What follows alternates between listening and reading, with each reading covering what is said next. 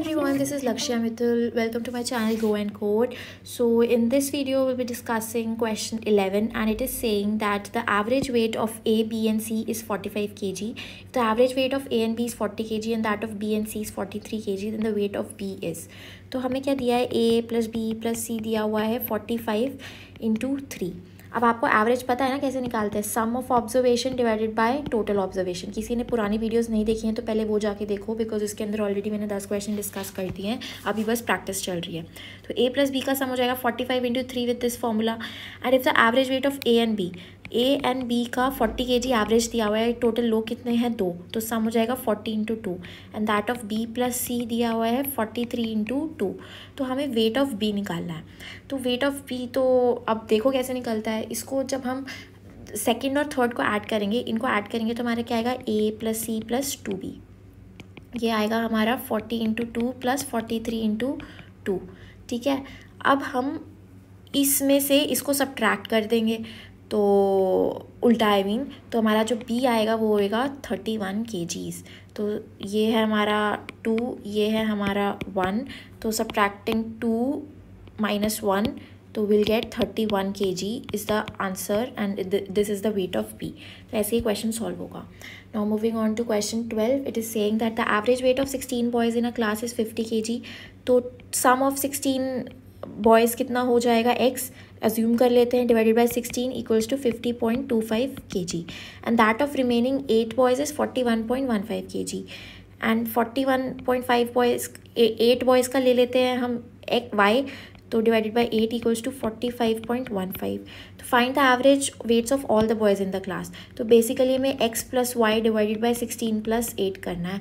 तो x plus Y इधर से निकल जाएगा, तो x प्लस वाई इधर से निकलने के बाद ईजिली जब हम इसको सॉल्व करेंगे तो हमारा आंसर आएगा 48.55 is the average weight of all the boys in the class. तो ऐसे ये क्वेश्चन ईजिली सॉल्व हो जाएगा.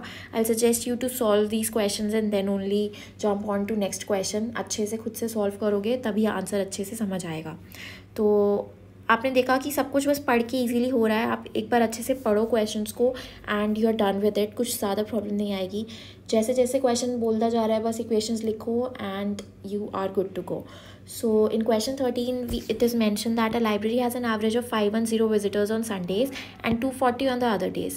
The average number of visitors per day in a month of 30 days beginning with a Sunday is. तो अब अगर हमारा दिन संडे से बिगिन हो रहा है, अगर मंथ हमारा संडे से बिगिन हो रहा है तो हमारे कितने संडेज़ होंगे टोटल. नॉर्मली हमारे 4 संडेज़ होते हैं अगर हमारा मंथ किसी और डे से बिगिन हो रहा है, लेकिन अगर मंथ संडे से ही बिगिन हो रहा है तो हमारा जो संडे होगा, total number of Sundays that will be 5. तो हमारे और वीक कितने होंगे, total other days that will be 30 minus 5, 25 other days other than Sunday. तो 30 डेज़ दिया हुआ है ना. अब तो library has an average of 510 visitors on Sundays. Sundays पे ज़्यादा विजिटर्स आते हैं क्योंकि छुट्टी होती है. तो 510 इंटू 5 हो जाएगा हमारा टोटल, क्योंकि एवरेज दिया है हमें संडेज़ का. अब हमें सम ऑफ संडेज़ निकालना है. And 240 on other days. Average of other days is 240 and other days कितने हमारे टोटल 25. एंड अगर इसको divided by total number of days करेंगे तो हमारा आ जाएगा average of all the days. अभी हमें इंडिविजुअल दिया हुआ था, एक संडे का अलग से दिया था, अदर डेज़ का अलग से दिया था. अब हमें क्या है, ऑल द डेज़ का एवरेज निकालना है. तो that will come out to be 285 approx. So not approx, exact. So this is the answer. Now moving on to the next question, it is saying that if the average marks of 3 batches of 55, 60 and 45 students respectively is this, the average marks of all the student is. यार बहुत easy है. 55 into 50 करेंगे, फिर 60 into 55 करेंगे and then 45 into 60 divided by total कितने students हैं, 55 plus 60 plus 45. तो हमारा आंसर आएगा 54.68. So this is our answer. समझ आया क्या किया.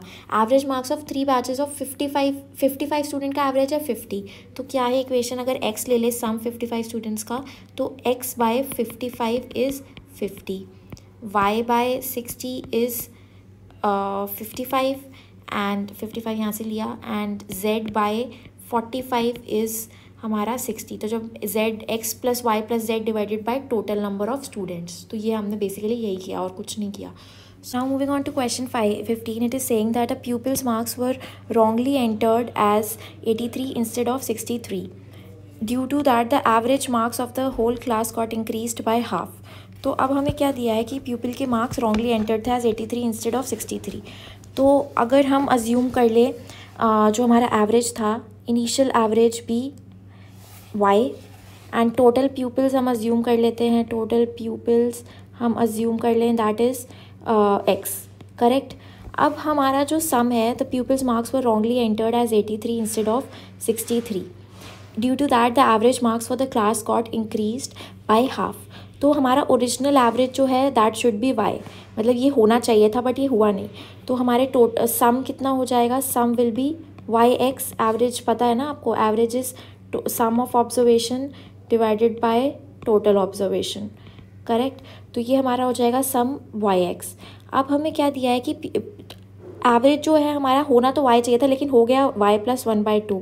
इसमें दिया है ना the average for the marks got increased by half and जो सम है हमारा सम वाई एक्स होना चाहिए था लेकिन हमारा 83 लाइक हमें क्या दिया है the pupils marks were wrongly entered as 83 instead of 63। तो बेसिकली इसके अंदर क्या दिया है कि हमारा जो ओरिजिनल सम है that should be Y x, लेकिन हमारे में एंटर्ड 83 है इंस्टेड ऑफ 63। तो वाई एक्स जो हमारा ओरिजिनल सम है उसमें 83 ऐड कर देंगे और 63 सबट्रैक्ट कर देंगे बिकॉज रॉन्गली एंटर्ड एज 83। 83 हमारा एंटर हुआ है, 63 एंटर नहीं हुआ है। तो ओरिजिनल सम में से 63 को माइनस करना पड़ेगा और 83 को ऐड करना होगा। तो वाई एक्स प्लस 20 हो जाएगा ये, and this is why x plus this is why plus 1/2। 1 second. तो ये हमारा सम लेट सपोज है and this is x and this is why plus 1/2। तो जो हमारा सम हो जाएगा वो इंटू एक्स भी तो होगा, यहाँ पे तो इंटू एक्स मैंने नहीं किया था। तो ये हो जाएगा y x plus half x equals to y x plus 20। इसको जब हम सॉल्व करेंगे तो वाई एक्स से वाई एक्स कट जाएगा एंड हमारा जो एक्स आएगा वो आएगा 40। तो हमारा 40 is the number of pupils. अब हम एक और तरीके से इसको कर सकते हैं that is a pupil's marks were wrongly entered as 83 instead of 63 due to that the average marks for the class got increased by half। तो टोटल pupils हमारे कितने थे x। अगर हमारा एवरेज हाफ से इंक्रीज़ हो गया है तो टोटल चेंज कितना होगा, टोटल चेंज होगा हमारा लेट सपोज सम हमारा पहले था y, सम z ले लो, सम z था, बाद में हमारा जो सम है वो सम z2 हो गया, ये z1 z2, और z1 माइनस z2 में डिफरेंस कितना है, z1 माइनस z2 में डिफरेंस है हमारा 20 का, 83 इंस्टेड ऑफ 63 ये डिफरेंस है 20 का। एंड जो एवरेज है हमारा एवरेज इज़ 1/2 से उसका चेंज हुआ है, एवरेज का 1/2 से चेंज हुआ है, तो 1/2 इंटू एक्स, करेक्ट। तो जब हम इसको सॉल्व करेंगे तो 40 इक्वल्स टू एक्स।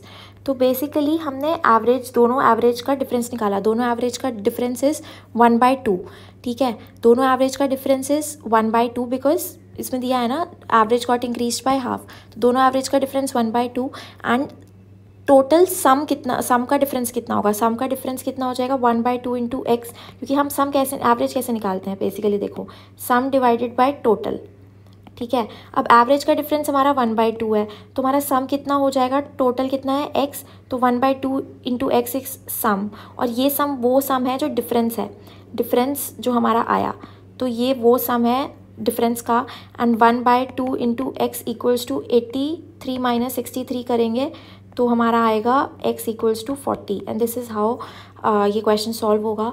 तो कुछ भी डाउट हो तो just let me know in the comment box. Till then keep learning, bye bye.